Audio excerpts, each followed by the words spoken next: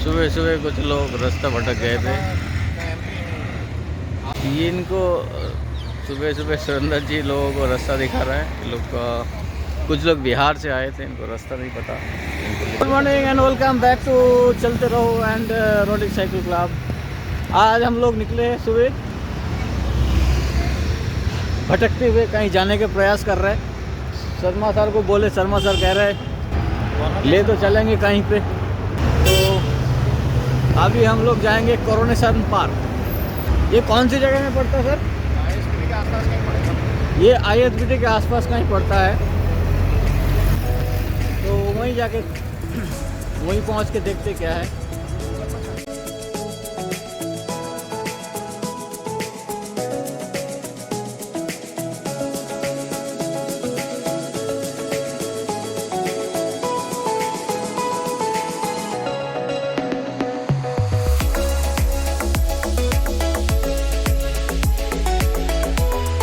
Finally हम लोग पहुंच गए कोरोनेशन पार्क पे। अभी हम लोग साइकिल को अपना चाबी लगा रहे हैं।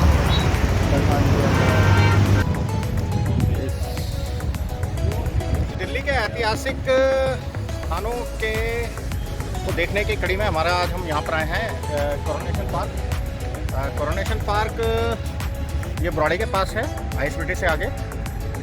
और इस पार्क के अंदर जब हम अभी अंदर जाएंगे तो इस पार्क के अंदर आपको जो भारत की आज़ादी के बाद से, तो उस ज़माने में जो दिल्ली के अंदर जो किंग जॉर्ज और जो ब्रिटिश एम्पायर के जो स्टैचूज थे जो बहुत अच्छे बने हुए थे, तो उस ज़माने में आज़ादी के बाद उन सबको उखाड़ के दिल्ली में से उनको इस पार्क में इस्टेब्लिश किया हुआ है। काफ़ी खूबसूरत पार्क है। तो लेट्स गो इनसाइड कि क्या है आज इसके अंदर।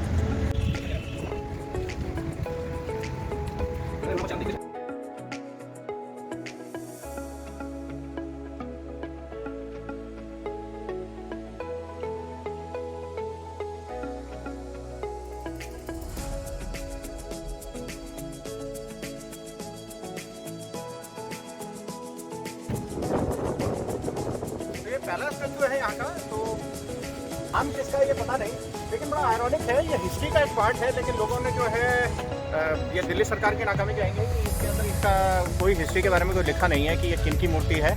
और देखिए, हिस्ट्री अच्छी हो सकती है, बुरी हो सकती है, लेकिन हिस्ट्री हिस्ट्री है।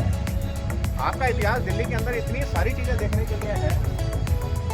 अब ये कौन है, किसी रॉयल फैमिली से होंगे ब्रिटिश एम्पायर में, तो इनके बारे में अभी फ़िलहाल बताना ज़रा मुश्किल है, क्योंकि इनके बारे में कोई जहाँ लिखा नहीं। तो यहाँ पर सिर्फ 4 मूर्ति हैं, तो अब हम दूसरे मूर्ति की तरफ चलते हैं उसी के बाद।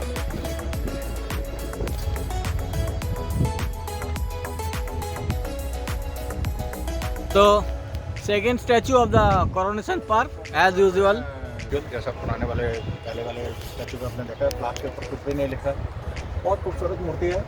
अगेन कौन है इसके बारे में ज़रा गूगल करना पड़ेगा।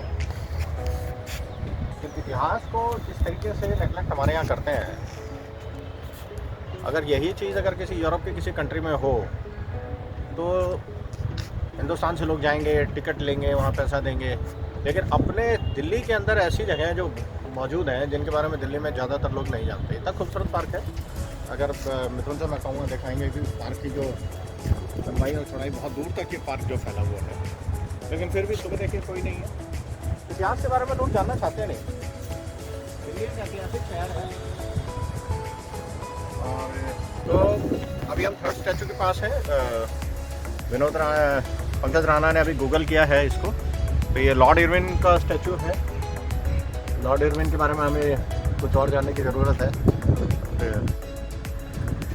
अगेन इनकी नाक को अगर हिस्ट्री कितना भी बुरा हो और कितना भी खराब हो, आप जज मत करें। हिस्ट्री हिस्ट्री होती है, बुरी हो सकती है, भली हो सकती है, अच्छी हो सकती है। तो बुरा हिस्ट्री लोगों को पता है ना, लोगों को पता तो चले क्या था। इतिहास से बहुत चीजें सीखने को मिलता है कि पुराने में पुराना चीज कैसी रही होगी।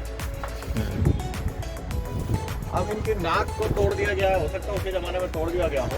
वो तो ठीक है, चलो हम मान गया, वो भी अच्छा है, तोड़ दिया, ठीक है। सेंटिमेंटल वैल्यू, सेंटिमेंट हो गए होंगे लोग उस जमाने में जब आज़ादी मिली थी, तो इनकी नाक तोड़ दी गई थी। बट फिर भी ठीक है, मेरा मानना है इसे रिपेयर करके इनको अच्छे तरीके से रखा जा सकता है। इतिहास का पार्ट है। हाँ तो वो तो बताया जा सकता है ना ये क्या क्या गलत कर रखा था इंडिया के लिए, तो हमें पता तो चलता ना। फाइनली कोई स्टैचू मिला जिसमें लिखा हुआ है He is a King George the Fifth. He is a emperor of British Empire. He was emperor of India from 1910 till his death in 1936. As all you know that till 1852, the India was ruled by the East India Company, and after 1852, the British India, East India Company, they transfer everything to the British Empire. So from 1852, after that, the first, what you call it, पहले गदर की जो लड़ाई हुई थी, जहाँ से आज़ादी की लड़ाई हमारी शुरू होती है, जिसमें हमारे मंगल पांडे और रानी झांसी, जिसके बारे में आप पढ़ते हैं। तो 1852 के बाद भारत का जो शासन था ईस्ट इंडिया कंपनी से ट्रांसफ़र होकर हमारा ब्रिटिश एम्पायर को दे दिया गया। Then ruled by the royal family of England. So he was the King George. He was born sometime in 1865 and he lived up to 1936. So long back, huge history. That statue itself, it's mean the royalty of the king. The kind of clothes they put on him, huge.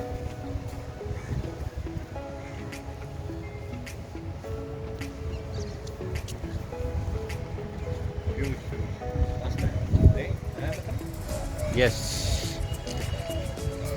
But one thing I could say कि India का भी जितना राजा था उनका भी ऐसे statue बना के उनका भी हिस्ट्री या तो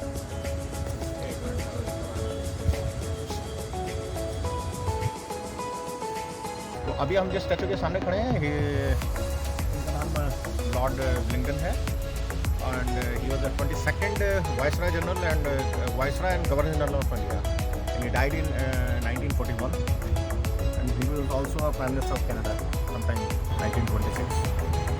Let's go. There is another very beautiful structure where we are going. George पंचम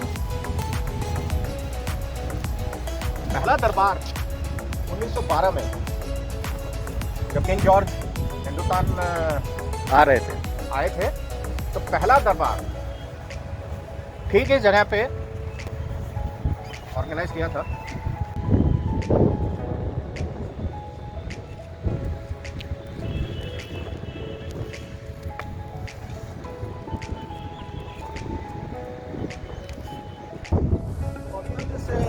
स्ट्रक्चर के सामने खड़े हैं, ये ठीक वही जगह है जहाँ 1911 में king George the fifth and queen Mary from England they came to India, और यहाँ पे आप ये कह सकते हैं पहला दरबार 1911 में 12 दिसंबर 1911 वो पहला दरबार यहाँ लगाया गया था।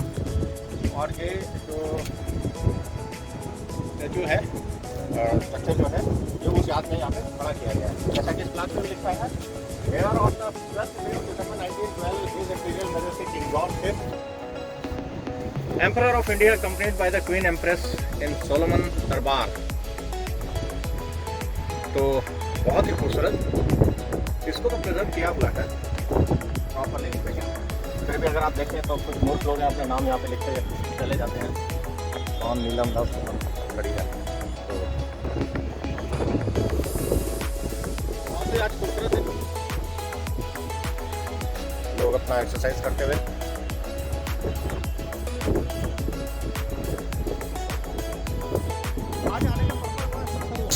क्लाउड से देख के क्या लग रहा है आपको?